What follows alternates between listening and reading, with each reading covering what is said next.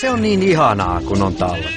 Kun pakkanen paukkuu ja hanget on ja korkeat nietokset ja ratiriti ja rallaa ja kaikki. Ja sitten kun sanoo, että onpas nyt kylmä, niin sitten se toinen voi sujuvasti siihen, että kommentoida, että no niin on.